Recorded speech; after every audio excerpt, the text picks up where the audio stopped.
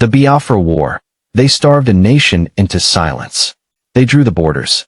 They never asked the people inside them. In the early 1900s, British colonial administrators sat down with maps and rulers and created Nigeria, not as a nation built on shared identity, but as a territory built for extraction.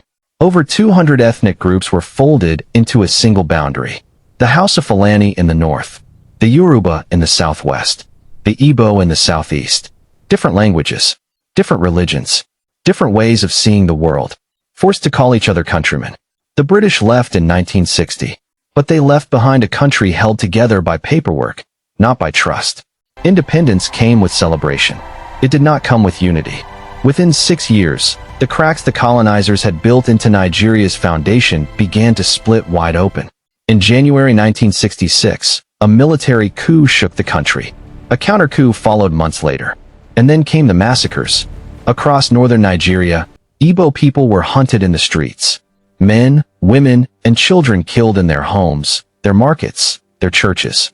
Estimates suggest that between 10,000 and 30,000 Igbo were slaughtered in a matter of weeks. Over 1 million survivors fled south, back to Igbo land, carrying nothing but their grief and the memory of what had been done to them. The Southeast looked at what had happened and made a decision. On May 30th, 1967, Lieutenant Colonel Odumegwu Ojukwu stood before his people and declared the birth of a new nation, the Republic of Biafra. It was an act of desperation as much as defiance. A people who no longer believed they could be safe inside Nigeria, choosing to build a country of their own. Nigeria's federal government called it treason. War began within weeks.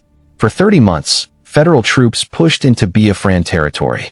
The fighting was fierce, the losses staggering. But the weapon that broke Biafra was not the gun.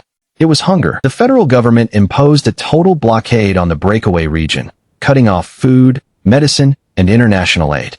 Inside Biafra, children began to starve. Their bodies swelled with a condition the world had rarely seen photographed so openly: kwashiorkor, the face of severe malnutrition. Images of dying Biafran children flooded international newspapers and television screens, horrifying a generation of viewers across Europe and North America. Those images helped give birth to the modern humanitarian aid movement, changing forever how the world responded to civilian suffering in war. But awareness did not save Biafra.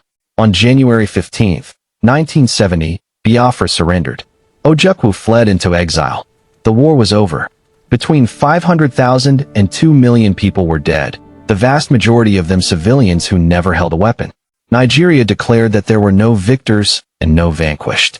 But the Igbo returned home to find their properties seized, their bank accounts wiped clean, and their people systematically pushed to the margins of Nigerian political life for a generation.